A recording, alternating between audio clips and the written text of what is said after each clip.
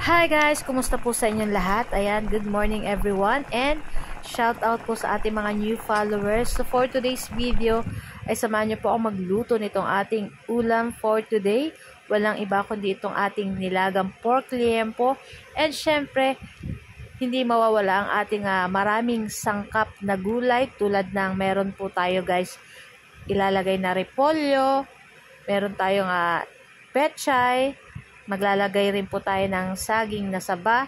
And syempre, hindi mawawala yung ating mais or yung ating sweet corn para masarap at manamis-namis itong ating nilagang baboy. So, tara na guys.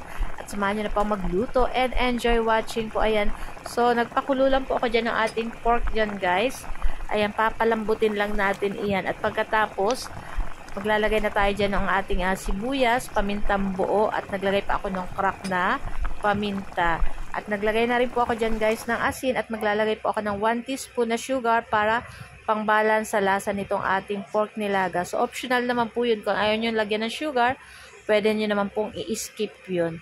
So ayan na nga at naglagay rin po ako ng patis dito guys para talagang malasang-malasa itong ating pork nilaga. So ayan na nga at malambot na rin yung ating pork dyan guys. So ilalagay ko na dyan yung ating sweet corn. Ayan. And then, tatakpan ko lang din uli yan, guys, after yung saging na saba naman ang ilalagay natin. Ayan.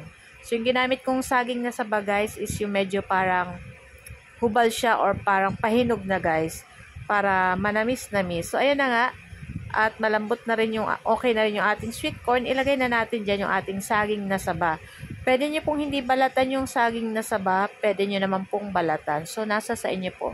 So, ayan na nga at luto na rin yung ating sweet corn dyan at yung ating saging na saba and yung ating pork na ko guys, sobrang lambot na nito guys. Ang last nating ilalagay ay yung ating repolyo at yung ating pechay. Ayan, then tatakpan lang po natin iyan para maano po yung ating pechay dyan at yung ating repolyo. So mga ilang minuto lang yan dyan guys. At pagkatas ilagay na natin yung ating 2 siling pangsigang para pampabango at pampasarap pa din dito sa ating nilagang pork. So, ayan na nga. At ready na rin po to guys. Pwede na natin yang i-transfer sa ating mangkok. Ayan. Tamang-tama po yung aming ulam today kasi maulan na po talaga yung panahon ngayon at masarap pong humigop ng sabaw. At nag-request din po yung aking bunsong anak na gusto niya sinabawan kasi may singaw siya or laso sa Tagalog.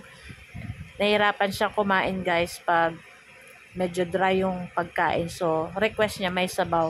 And syempre, masarap naman po talaga pag ganito ang ating nilagang pork completo recado. Ayan na nga guys, so shout out po pala sa ating mga new followers. Ayan, welcome po sa aming page na Ma'am She and Three Sons. So kung hindi pa po kayo naka-follow sa aming page, huwag niyo po sana kalimutan mag-like at mag-follow para palagi po kayo updated sa aming mga bagong video na i-upload.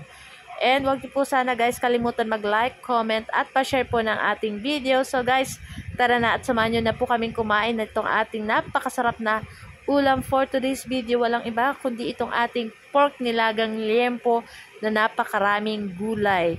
So bahala na po kayo sa sausawan guys kung ano po ang prepare nyo na sausawan dito sa ating nilagang liempo. Naku, napakasarap humigop ng sabaw at manamis-namis gawa ng ating mais at ng ating saging na saba. So guys, ito lang po ang aming video today and thank you for watching. See you next video again. Ciao! Kain na na! Sarap!